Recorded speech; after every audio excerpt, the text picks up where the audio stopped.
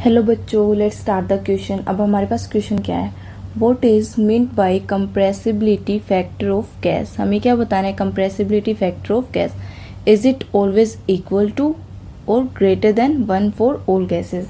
हमें बेसिकली क्या बताना है कि एक तो कंप्रेसिबिलिटी फैक्टर क्या होता है और दूसरा क्या बताना है कि इक्वल टू और ग्रेटर देन 1 होता है किसके लिए, सारी गैसेज के लिए। तो let's start with the key concept.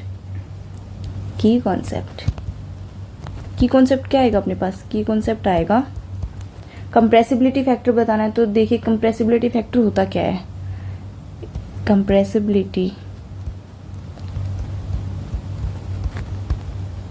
Factor वो डिनोट किया जाता है जेड से, ठीक है।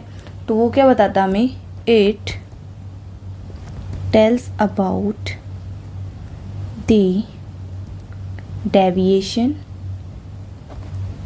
Of real gas from ideal gas behavior।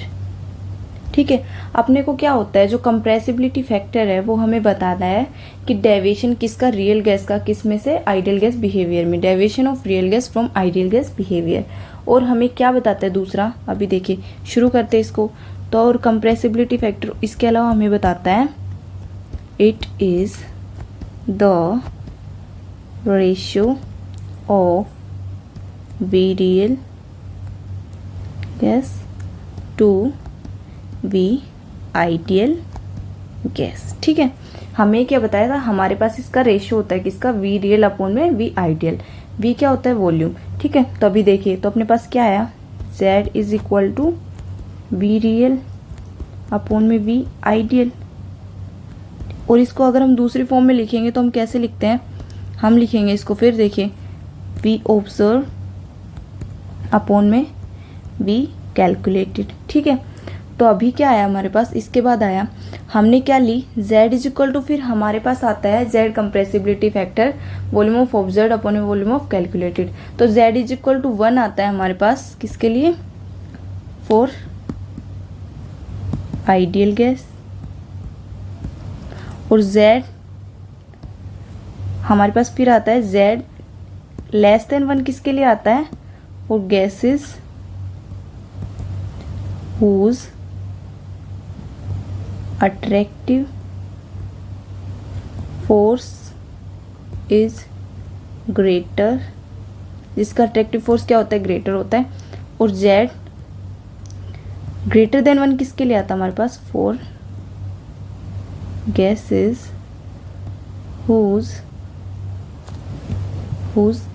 repulsive